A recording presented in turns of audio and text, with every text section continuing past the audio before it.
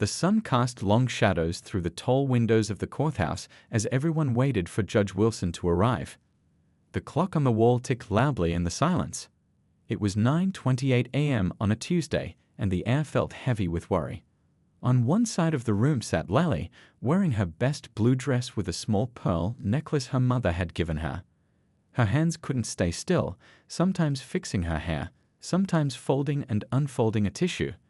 Her eyes were red and puffy. Next to her, a tall man in an expensive suit whispered something, and she just nodded without really listening. On the other side sat Tom. His tie was slightly crooked, and he kept running his finger between his neck and collar like it was too tight. The dark circles under his eyes told the story of many sleepless nights. His lawyer, a woman with gray-streaked hair and sharp eyes, kept showing him papers he barely glanced at. These two people who once promised to love each other forever now couldn't even look at each other. For 18 months, their divorce had turned uglier with each passing day. What started as "we grew apart" had become a war of ugly words and hurtful claims. "She's too emotional to raise a child properly," Tom's side had argued. "He cares more about his job than his own son," Lily's lawyer had countered. Outside the courtroom, their 10-year-old son Alex sat on a hard wooden bench. His school pants were neatly pressed, and his white shirt was buttoned all the way up. His grandmother, Rita, sat beside him, patting his knee every few minutes. "It'll be over soon," she kept saying, but Alex wasn't sure if that was good or bad news. He looked down at his new shoes, still stiff and shiny. Mom had bought them just for today. Dad had taken him for a haircut yesterday, saying, "We want you looking sharp for the judge." But Alex hadn't said what he was really thinking. "Why does it matter how I look when no one's asking what I think?" The door to the courtroom opened, and a man in uniform stepped out. "Mrs. Rita Wong? Judge Wilson wants everyone inside now." Alex's grandmother stood up, straightening her dress. "Come on, dear. Remember what we talked about. Just sit quietly next to me, okay?" But Alex didn't move. The last 18 months flashed through his mind, the fights he'd overheard, the nights he'd spent with his face buried in his pillow to muffle his crying, the way his parents spoke about each other like they were talking about strangers or worse, enemies. He thought about the box of letters he'd found in the attic while looking for his old baseball cards. Letters that told a story his parents never shared. Letters that explained so much. "Alex." His grandmother's voice seemed far away. "It's time to go in." Inside the courtroom, the judge's chair sat empty. People whispered. Papers shuffled. A woman at a small desk typed quickly on a keyboard. Lily noticed her son enter and gave him a small, sad smile. Tom half stood, then sat back down when his lawyer touched his arm, as if reminding him of some rule. The bailiff's voice cut through the murmurs. "All rise." The Honorable Judge Martha Wilson presiding. Everyone stood as a woman in black robes entered from a side door. She had silver hair pulled back tightly and glasses that sat low on her nose. Her face was lined with years of listening to people's troubles. "Be seated," she said, her voice firm but not unkind. She shuffled some papers, then looked up at the two tables where Lily and Tom sat with their lawyers. "This is the final hearing in the matter of Wang versus Wan regarding custody of minor child. Alexander Wang, age 10. She glanced at Alex, then back at her papers. "I've reviewed all submissions, including the reports from the court-appointed psychologist and the statements from character witnesses." Judge Wilson removed her glasses, rubbing the bridge of her nose. "I have to say, in my 30 years on this bench, I've rarely seen such contradictory testimonies. Mr. Wang, your witnesses paint you as a dedicated father who has simply worked hard to provide for your family.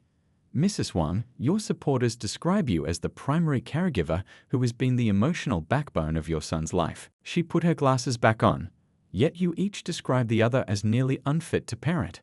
This puts the court in a difficult position."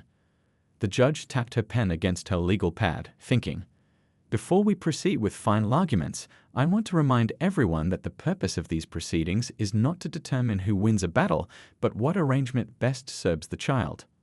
Alex sat on the hard bench, his heart pounding in his chest. The grown-ups were talking about him like he wasn't even there. Like his life was a puzzle they were trying to solve without looking at the picture on the box. He looked from his mom to his dad. They were both good people. They'd both loved him. Why couldn't they remember what they once knew, that they were good people too? His hands began to sweat as Judge Wilson called the first lawyer to begin. This was it. In the next hour, someone would decide where he would live, who he would see on weekends, whose house would be home, and whose would be visiting. Unless someone told the truth. The whole truth. Alex took a deep breath. His grandmother must have felt him tense up because she squeezed his hand and whispered, "It's okay, sweetie, just a little longer." But Alex knew it wasn't okay, and he couldn't stay quiet any longer. The lawyer stood up, straightening his expensive tie. "Your Honor, we intend to show that Mrs. Wang's emotional instability makes her home environment unpredictable for young Alex." His words cut through the air like a knife, and Lily's face crumpled slightly before she forced herself to sit up straighter. Alex felt his stomach twist into knots. That wasn't true about his mom. She cried sometimes, sure, but she was always there when he needed her. Always. The big wooden doors at the back of the courtroom seemed a million miles away. Alex stared at them, half listening as the lawyer talked about documentation and patterns of behavior. Every word made the room feel smaller and hotter, like the walls were closing in. "Sweetie, aren't you okay?" Grandma Rita whispered, noticing how Alex's breathing had quickened. "Do you need some water?" But water wouldn't help the burning feeling in his chest. He shook his head and kept his eyes fixed on Judge Wilson. She was listening carefully, making notes with a silver pen, her forehead wrinkled in concentration.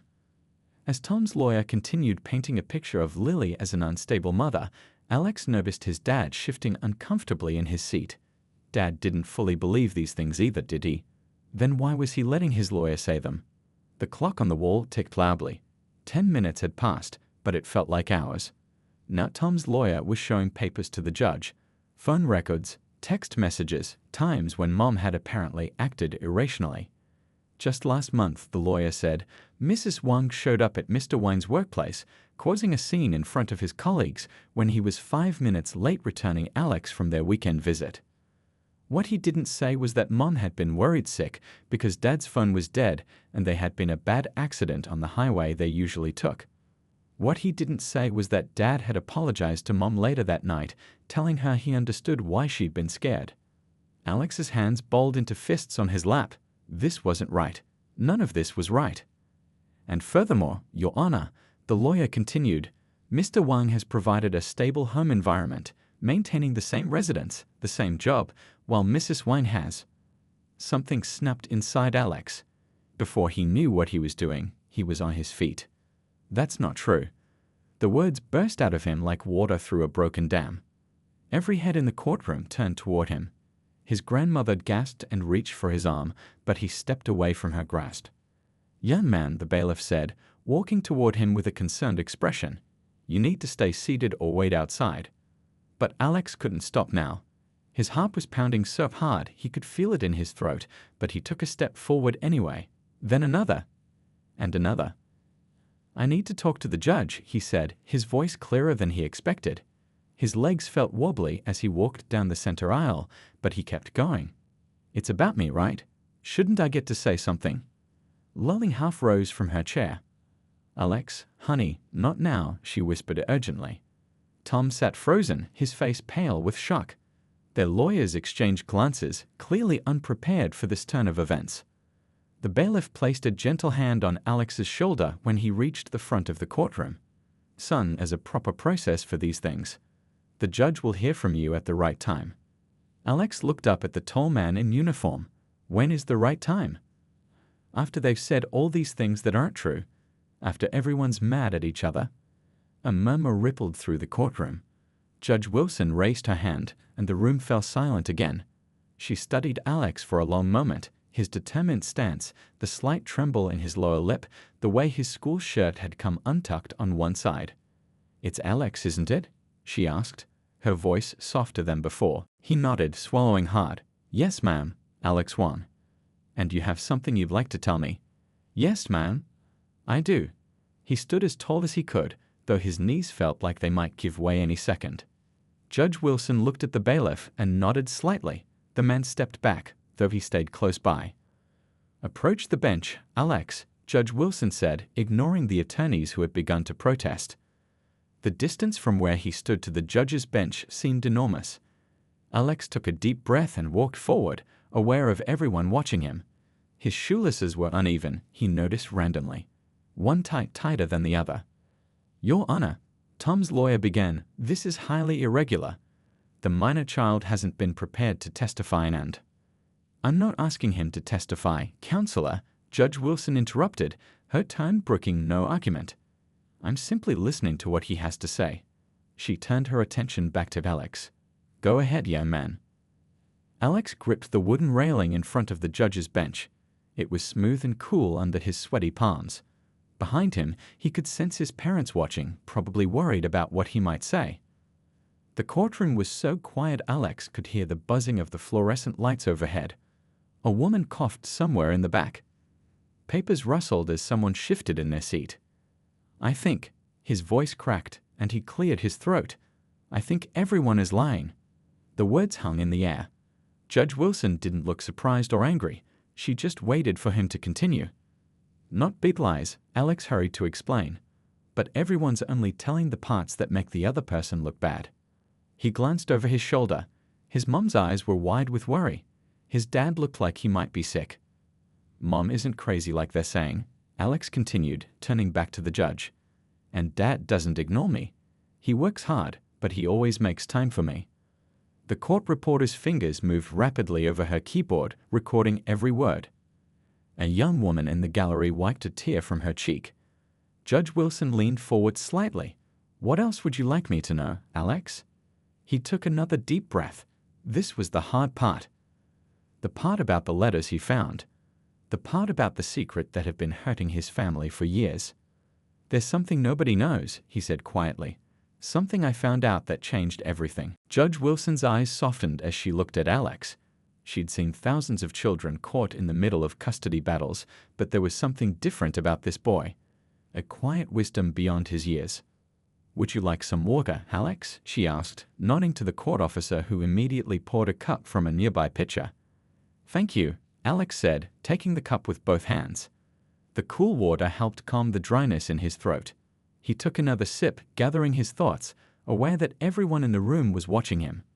"Alex," Judge Wilson said gently, "do you understand what we're doing here today?" He nodded, setting the paper cup down carefully.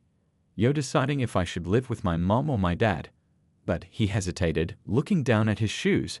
One of his socks had slipped down into his shoe. Mom always reminded him to pull them up. "But what, Alex?" the judge prompted. "But both sides are telling stories that make the other person sound terrible." He looked up again, his eyes clearer now. "And they're both wrong." Behind him, he heard his mother's quick intake of breath. He didn't dare turn around to see her face. "Let me ask you something," Judge Wilson said, taking off her glasses and setting them on her legal pad. "Do you think your mother loves you?" "Yes," Alex answered without hesitation. "She always makes sure I'm okay, even when she's really sad. She sits with me while I do homework and knows when I'm worried about stuff at school before I even tell her." "And your father? Do you think he loves you?" Alex nodded again. "Dad works a lot, but he always calls to say goodnight when he's away. And he never misses my baseball games, even when his boss gets mad about him leaving work early." He swallowed hard. "Last month, I struck out 3 times in one game, and Dad just bought me ice cream after and told me about all the times he failed at stuff but kept trying." Judge Wilson nodded thoughtfully. "It sounds like you have 2 parents who care about you very much." "They do," Alex agreed. "That's why I don't understand. They used to be a team. Mom would always say your dad and I when talking about rules or decisions. Now they act like they hate each other." The courtroom was completely silent. Even the lawyers had stopped shuffling papers. "When did things change, Alex? Was there a specific time when you noticed your parents started fighting more?" Alex bit his lower lip. This was the hard part. The part he wasn't supposed to know about. "It was after my 10th birthday," he said slowly. "Dad started getting really quiet sometimes. He'd just stare out the window like he wasn't really there. And Mom would try to talk to him, but he wouldn't answer. Then she'd get upset and they'd fight." He took another sip of water, trying to organize his thoughts the way his English teacher taught him. Dad started staying at work later. Mom said he didn't care about us anymore. Then Dad said Mom was too emotional. They kept fighting about things that didn't even make sense. Judge Wilson nodded, encouraging him to continue. One night, I heard Mom crying in their bedroom. She was saying something about how Dad never told her anything important anymore. That she couldn't help him if he wouldn't talk to her. Alex's voice grew steadier as he continued. Dad said some things aren't meant to be talked about, and that she wouldn't understand anyway. The judge glanced briefly at Lily and Tom before returning her attention to Alex. And how did that make you feel, hearing your parents argue like that? Alex's shoulders slumped a little, scared, confused, like maybe it was my fault somehow. He straightened up again, but then I found something that helped me understand. What did you find, Alex? I was looking for my old baseball cards in the attic. Mom said they were in a box with some of Dad's stuff from before I was born. Alex paused, his heart racing again. He was about to share a secret that wasn't supposed to be his to tell.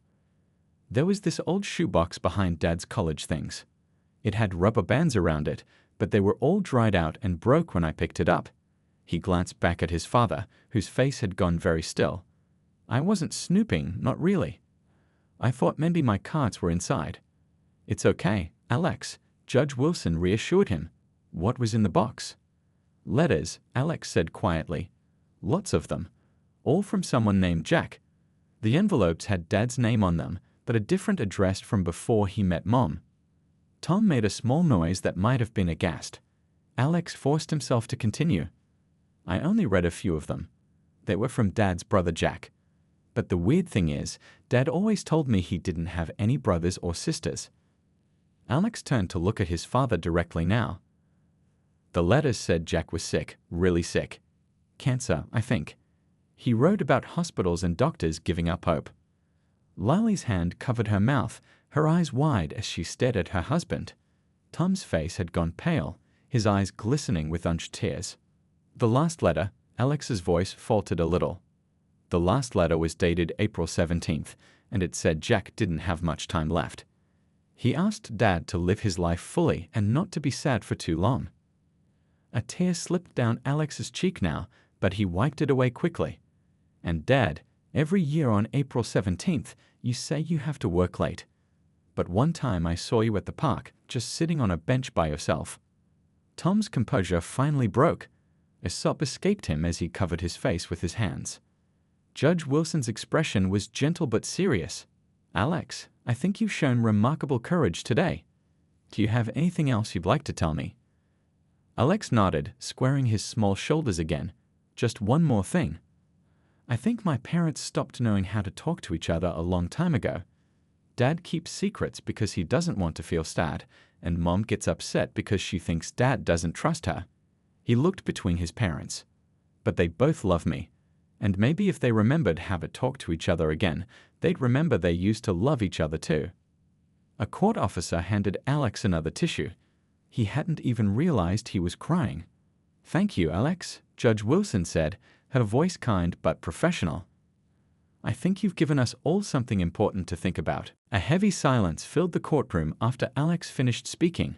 It was the kind of silence that happens when a truth so raw and honest is spoken that no one knows quite how to respond.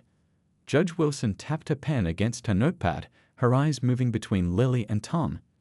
Mr. Wong, she finally said, her voice gentle but firm, would you like to address what your son has shared with us? Tom slowly lowered his hands from his face. His eyes were red, his cheeks wet with tears he hadn't bothered to wipe away. He looked older somehow, the weight of hidden grief visible in the slump of his shoulders. It's true, he said, his voice barely above a whisper. All of it. Lily stared at her husband, confusion and hurt babbling across her face. Tom, what's going on? Who is Jack? Tom looked at his wife, really looked at her, for what seemed like the first time in years. Not as an opponent in court, but as the woman he had once shared everything with.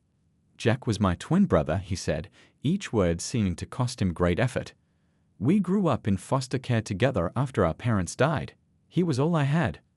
Lily's eyes widened. Your brother? But you told me you were an only child. We've been married for 12 years, and you never once mentioned a brother. Tom nodded, shame evident in his expression. Jack got sick when I was in college. Leukemia. It was bad from the start. He fought it for 3 years, but he swallowed hard. He died a month before Alex was born. A month before the happiest day of my life. Alex stood very still by the judge's bench, watching his parents. His mom's face had softened, the anger replaced by something like understanding. "Why didn't you tell me?" Lily asked, her voice cracking. "All these years." "At first it hurt too much to talk about," Tom explained. "Jack made me promise to be happy, to focus on my new family. I thought the best way to honor him was to lock away the pain." He shook his head slowly.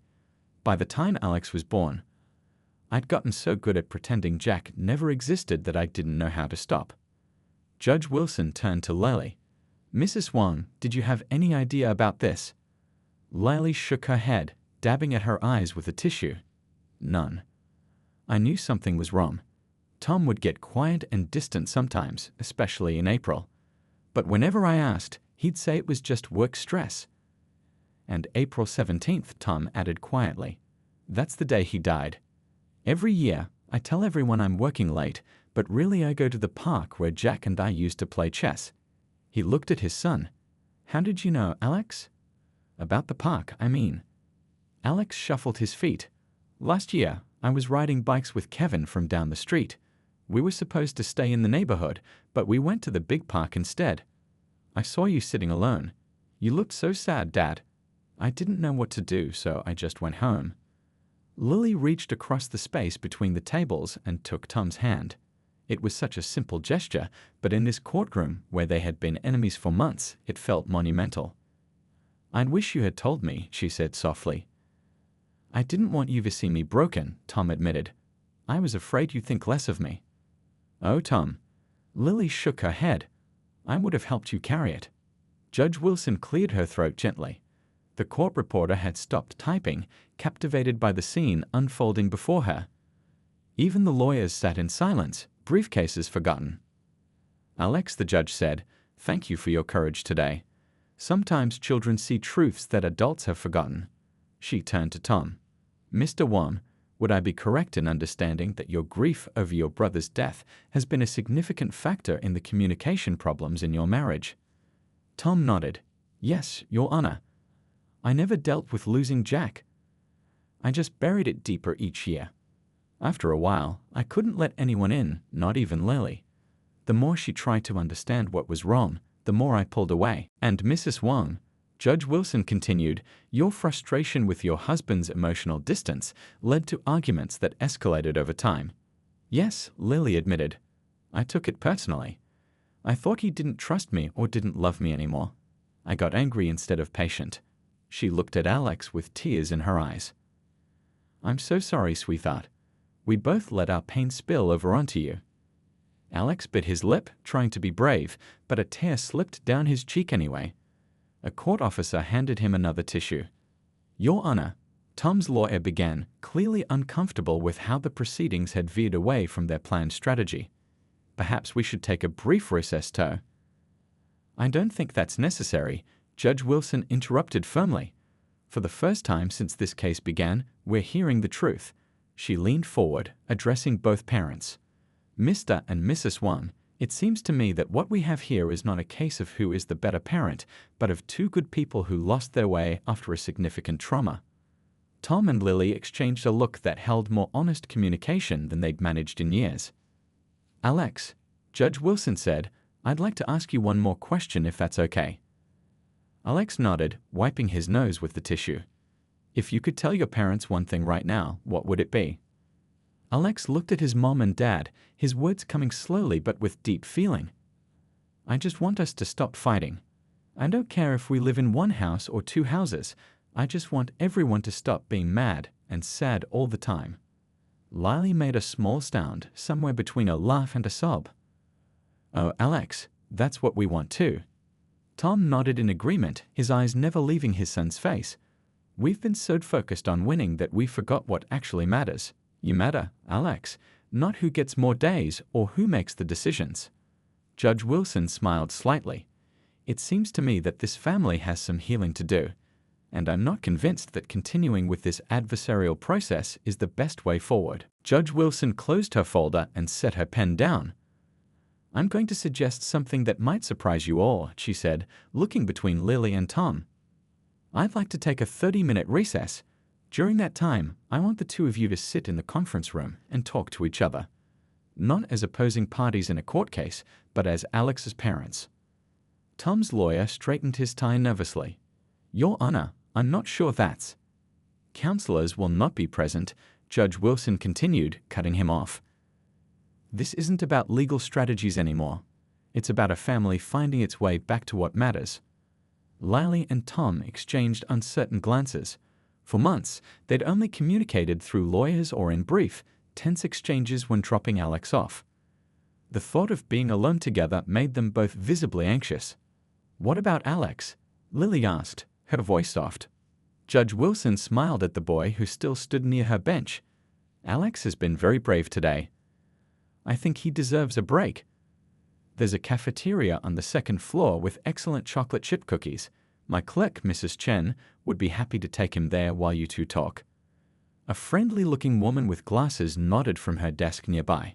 Alex glanced at his parents, who both gave encouraging nods. Okay, he said quietly. As Mrs. Chen guided Alex toward the door, Judge Wilson addressed the courtroom. We'll reconvene in 30 minutes. The conference room was small and plain, with a round table and uncomfortable-looking chairs. The walls were pale blue, and a clock ticked loudly in the silence. Lily sat with her hands folded in her lap, while Tom stood by the window, looking out at the parking lot below. I can't believe I never knew about Jack, Lily finally said, breaking the heavy silence. Tom turned from the window, his face tired and sad. I've gotten so used to not talking about him. After a while, it was easier to pretend he never existed than to feel the pain. But we were married. We shared everything. Lily's voice wasn't accusatory now, just sad. I thought we did anyway. Tom pulled out a chair and sat down heavily. By the time we met, I'd already been pretending Jack didn't exist for nearly 2 years. The foster care system separated us when we were 13. We found each other again in college, and then 6 months later, he was diagnosed. You went through that alone? Lily asked, her eyes filling with tears again. I had a few friends who knew. My roommate drove me to the hospital sometimes. Tom ran a hand through his hair. Jack didn't want people feeling sorry for him. He was always like that, even when we were kids. Lily reached across the table, hesitating before placing her hand on Tom's arm. Tell me about him, please. For a moment, Tom looked startled, as if no one had asked him that question before. He was the smart one, he said, a small smile tugging at his lips. Always reading, always asking questions. I was the athlete, but Jack was the one who could solve any problem. As Tom spoke, the tension in his shoulders began to ease. Stories he'd kept locked away for over a decade tumbled out. Jack teaching neighborhood kids to build model rockets, Jack sneaking a stray kitten into their foster home, Jack still cracking jokes from his hospital bed even when the treatments made him so sick he could barely sit up. He sounds wonderful, Lily said, her earlier anger completely gone now. Alex is a lot like him from what you've described. The way he questions everything, how he notices details others miss. Tom nodded, wiping his eyes. I thought that too. Sometimes Alex says something so smart or kind, and it's like hearing Jack's voice. He took a shuddering breath. It hurts, but in a good way, if that makes sense. It makes perfect sense. Lily squeezed his arm gently. I just wish I'd known. All those times you got quiet or distant, especially around April, I thought you were pulling away from us. I was, Tom admitted, but not because I didn't love you. I just couldn't face the pain, so I ran from everything, even the good parts. He covered her hand with his own. I'm sorry, Lily. I should have trusted you with this. Across the building in the courthouse cafeteria, Alex sat with Mrs. Chen, dunking a cookie into a glass of milk. The kind-faced clerk had bought him 2 cookies and told him stories about her own children, now grown up and in college. Do you think my parents will stop fighting now? Alex asked, brushing crumbs from his shirt. Mrs. Chen smiled gently. I've worked with Judge Wilson for 15 years, and she has a special way of helping people see what really matters. Alex nodded, considering this. I didn't mean to get Dad in trouble about his brother. I just wanted everyone to understand. You didn't get anyone in trouble, Alex. Sometimes families have secrets that grow bigger and heavier the longer they're kept. She offered him a napkin. Bringing them into the light often makes them easier to carry.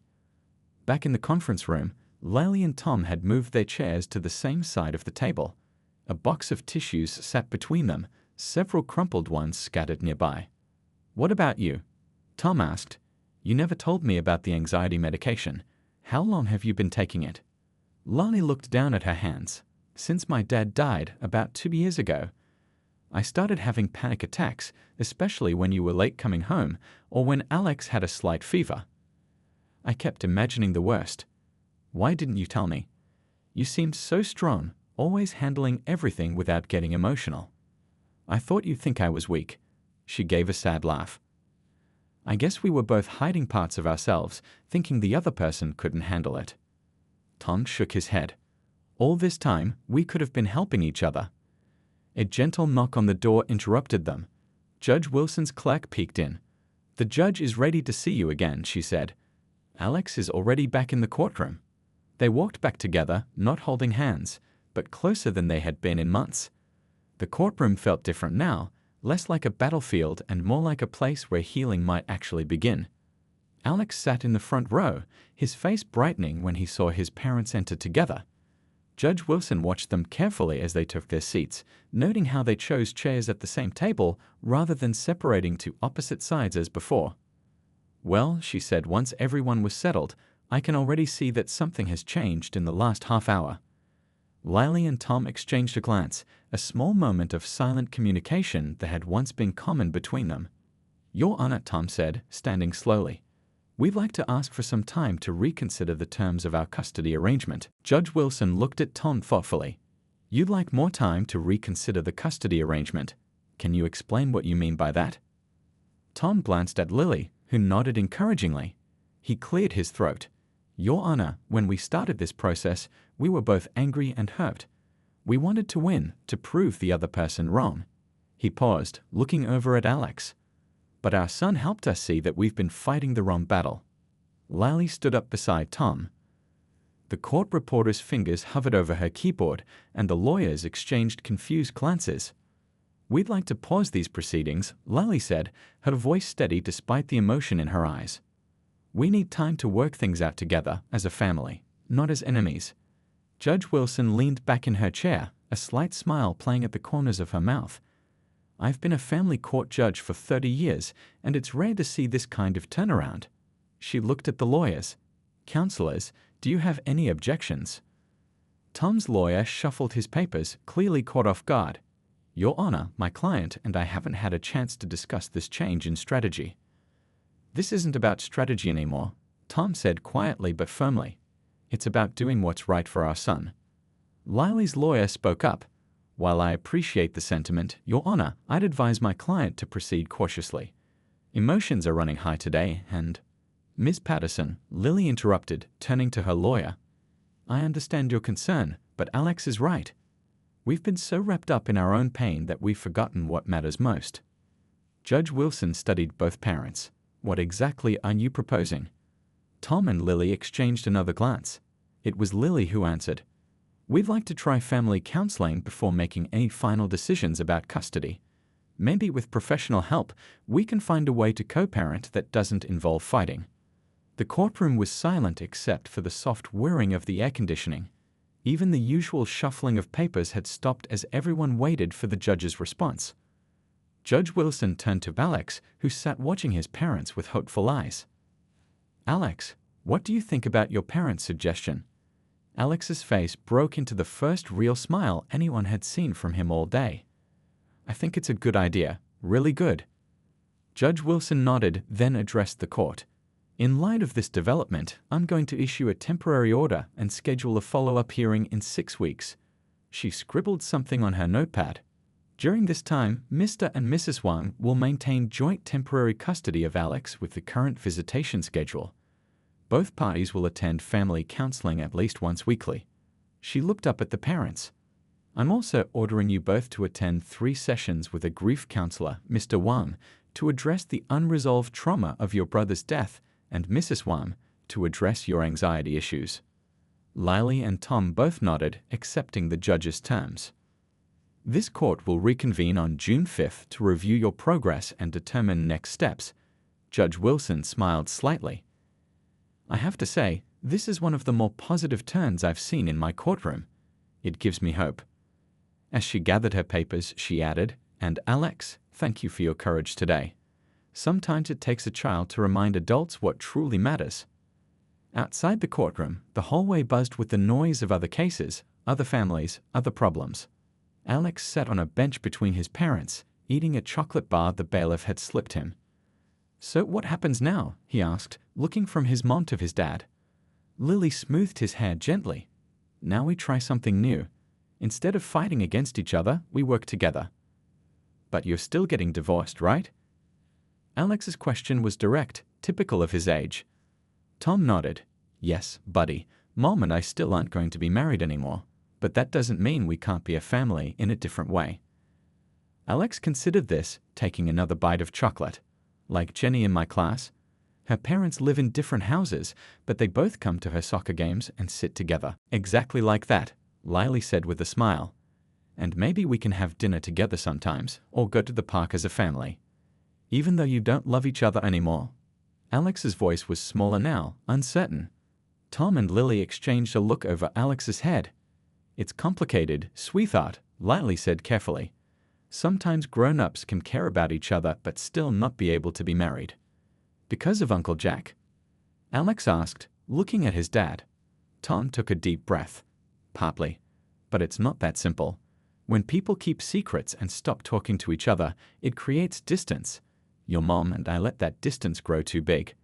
He put his arm around Alex's shoulders. "But we both love you more than anything in the world.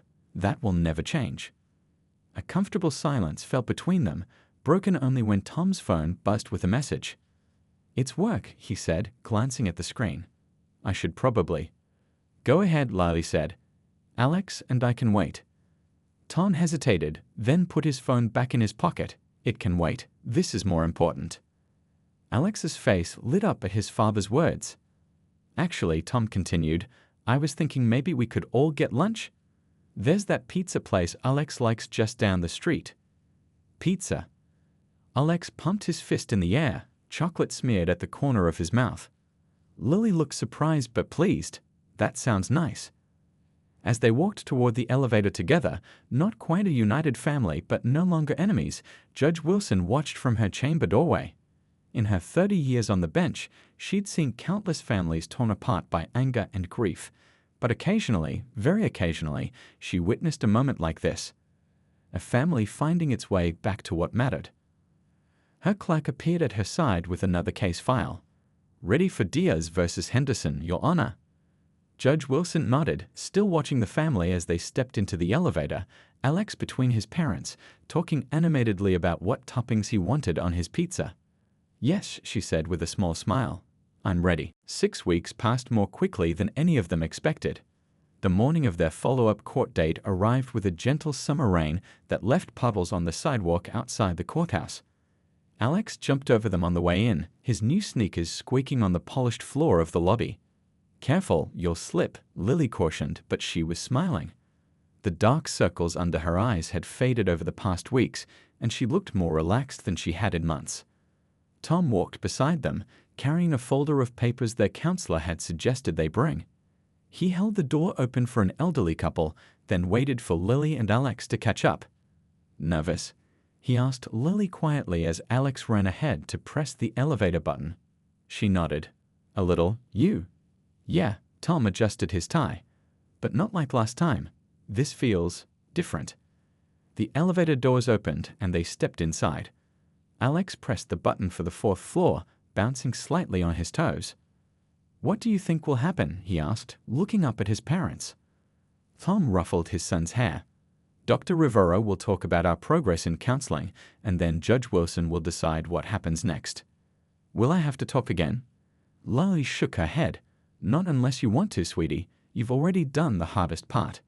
The elevator doors opened, and they made their way to the same courtroom where everything had changed 6 weeks earlier. This time, they all sat together on the same bench in the waiting area. Alex played a game on Tom's phone while his parents reviewed their notes one last time. Down the hall, Judge Wilson was finishing up another case when her clerk stopped by with coffee. "The Wine family is here," Mrs. Chen said, setting the cup on the judge's desk. "They're all sitting together. Quite different from last time." Judge Wilson smiled. "Sometimes people just need a little nudge to remember what's important." "Or a brave 10-year-old, Mrs. Chen added with a knowing look. When they finally entered the courtroom, it was much less crowded than before. Both lawyers were present, but gone were the character witnesses and family friends who had packed the room during the previous hearing. Dr. Rivera, the family counselor, sat quietly reviewing her notes. Judge Wilson called the court to order, her silver-rimmed glasses perched on the end of her nose. "Good morning, everyone. We're here to follow up on the wine custody matter." She looked at the family sitting together in the front row. "I see some positive changes already." Tom and Lily stood when asked, both looking nervous but determined. Alex sat between them, his legs swinging slightly too short to reach the floor. "Before we hear from Dr. Rivera, I'd like to ask if either of you has anything to share about the past 6 weeks," Judge Wilson said. Tom and Lily exchanged a glance, silently deciding who would speak first. It was Tom who cleared his throat. "Your Honor, these have been the most challenging and most rewarding 6 weeks of my life," he began. "The grief counseling you ordered has helped me start to process my brother's death in ways I never allowed myself to before." He glanced down at Alex, then back at the judge. "I started telling Alex stories about his Uncle Jack. Real stories, not just vague mentions. We even went through those old letters together." Lily nodded in agreement, "And my anxiety sessions have helped me understand how my fear of losing people was making me hold too tightly to control." She smiled slightly. "I'm learning that I can't protect everyone from everything as much as I might want to." Judge Wilson nodded, making notes. "And how has the family counseling been going?" Dr. Rivera stood, a woman with kind eyes and a calm presence.